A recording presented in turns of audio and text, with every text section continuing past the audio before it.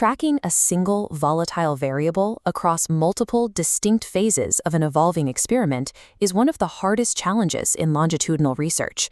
We are going to take a raw dataset through the complete software workflow needed to solve this, moving step by step from raw numbers to a fully formatted, publication-ready academic conclusion.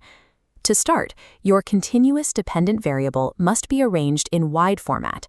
This structure isolates one specific row per participant, separating the three distinct testing conditions into their own parallel columns. Setting up this specific structure properly from the start keeps your data organized and prevents critical errors when reporting your final results. Step 1. Open your dataset in JASP and navigate to the Repeated Measures ANOVA module. In the Repeated Measures Factors box, overwrite the default text, rename it Time Post-Intervention, and label the 3 measurement levels.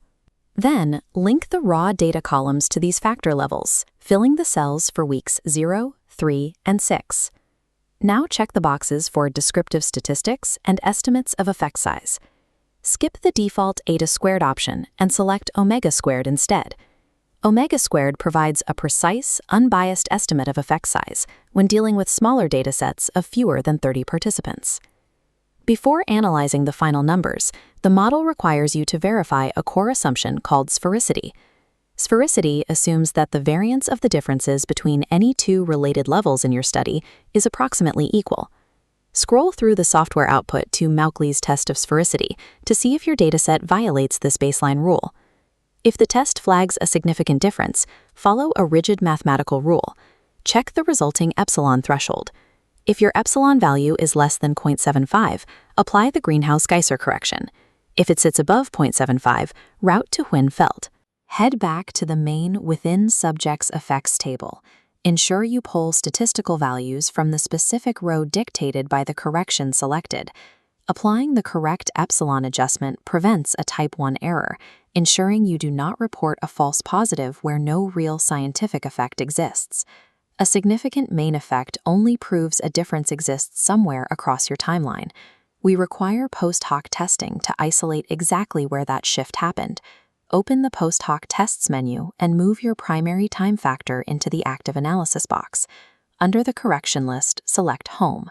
Make sure to toggle the checkboxes for effect size and flag significant comparisons. The Home sequential method maintains strict control over false positives without sacrificing the raw statistical power lost by using the ultra-conservative Bonferroni test. If your data is ordinal or severely violates normal distribution assumptions, this parametric workflow becomes invalid. In those cases, you use Friedman's test.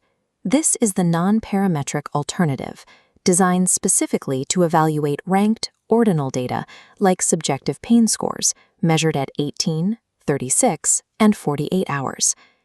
Because Friedman's is an omnibus test, you must select Conover's post hoc test from the Non-Parametrics tab to calculate the specific group differences.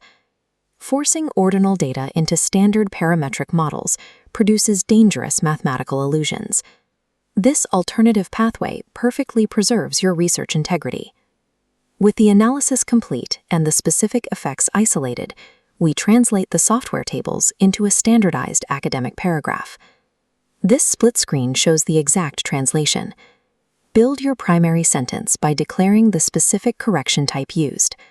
Then, map over your F statistic, degrees of freedom, the p-value, and your omega squared effect size directly from the corrected row.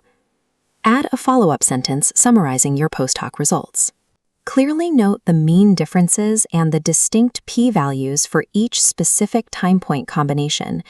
Knowing how to extract, correct, and accurately format these exact metrics transforms a confusing software interface into defensible, publishable science.